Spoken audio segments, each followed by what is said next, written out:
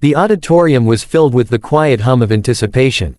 Rows of people, students, activists, journalists, waited as the stage lights glowed softly over two men, an elderly senator known for his lifelong fight for justice, and a young speaker standing beside him, gripping a microphone with calm determination. The young man took a deep breath before speaking.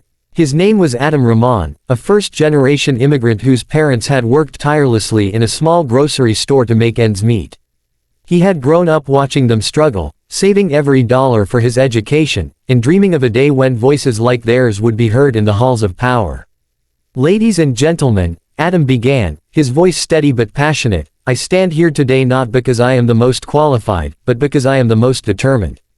My parents taught me that silence helps the powerful, but courage helps the people." The crowd erupted in applause. Sitting beside him, the senator smiled slightly. He had given thousands of speeches in his lifetime, but there was something refreshing about hearing conviction in such a young voice. Adam continued, "For too long, we've been told to wait for justice, wait for equality, wait for our turn. But time doesn't bring change, people do. Every generation must decide whether to be silent or to speak, and I believe our generation is ready to speak." As he spoke, the senator studied him quietly. He saw in Adam the same fire that had once pushed him to march in protests decades ago. The wrinkles on his face told stories of old battles, some won, most still unfinished. When Adam finished, the senator leaned forward and spoke into his microphone. "Young man," he said, "you remind me why I started this journey. You speak of courage, tell me, what gives you hope when the system feels unbreakable?" Adam looked at him, his eyes reflecting both exhaustion and purpose. "Hope, Senator," he said slowly, "comes from the people who refuse to give up. From workers who wake up every day believing tomorrow can be better. From students who still dream despite debt. From parents who still believe that kindness matters more than money." The audience went silent. The senator nodded, visibly moved.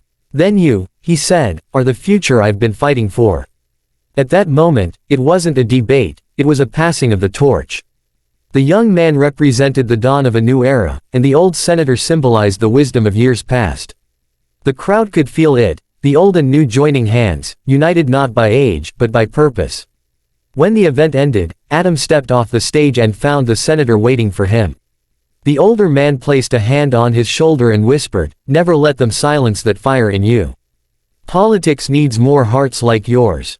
Adam smiled. "And it needs mentors like you," he replied.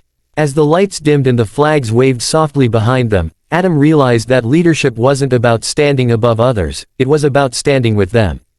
The senator's presence reminded him that every movement needs both wisdom and youth. One without the other would always fall short. That night, as the crowd dispersed into the cold streets, people weren't talking about policies or positions. They were talking about hope, the kind that lights a spark even in the darkest of rooms. And somewhere in that city, a young leader walked home under the streetlights, his heart full of resolve, whispering to himself, "The future isn't waiting, it's already here."